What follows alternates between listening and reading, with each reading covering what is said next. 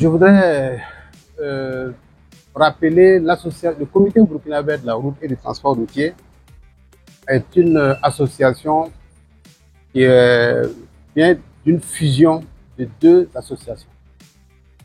Il y a une association qui existait, c'est l'AGEPAR, l'association de gestion des partenaires de la route, et il y a un comité national, puisque l'AGEPAR aussi c'est une structure, l'association de gestion des partenaires africains de la route, c'est une structure, une association qui est en Afrique, et le comité burkinabé de l'AIPCR.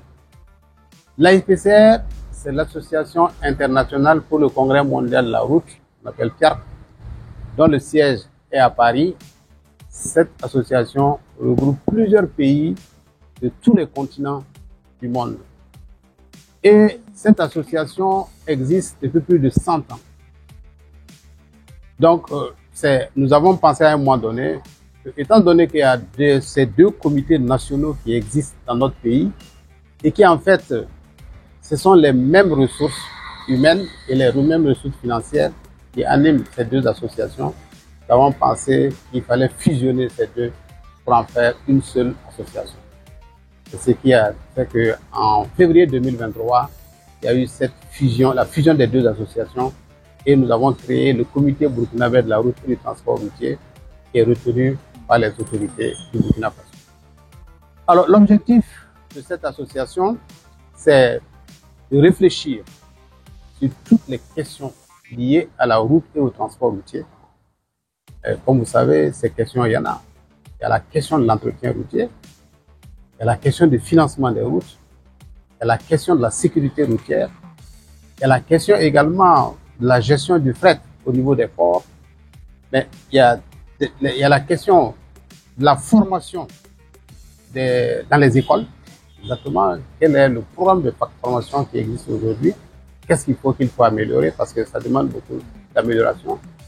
Et même la formation des acteurs, notamment que ce soit au niveau des entreprises, que ce soit au niveau du secteur de la route, que ce soit au niveau du secteur des transports. Donc, toutes ces questions, cette association a pour objectif d'apporter sa contribution et donc, bien sûr, sous la direction des autorités, pour améliorer le monde du secteur du transport, de la route et du transport. Comme vous savez, je le disais tout à l'heure, tant qu'il n'y a pas de route, il n'y a pas de transport. Tant qu'il n'y a pas de transport, il n'y a pas de commerce. Tant qu'il n'y a pas de commerce, il n'y a pas d'échange entre les pays. Et la question du développement se pose. Voilà le fond du problème. Donc, l'association regroupe donc des membres individuels et des membres collectifs. Les membres individuels, c'est comme vous-même, vous pouvez venir être membre de l'association.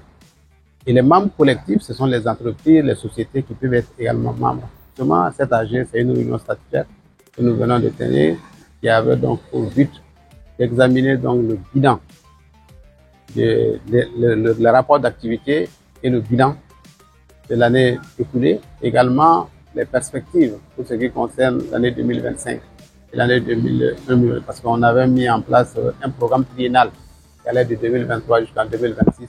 Mais chaque année, nous sommes tenus de revenir là-dessus pour voir un peu comment faire des ajustements afin de s'adapter à la situation.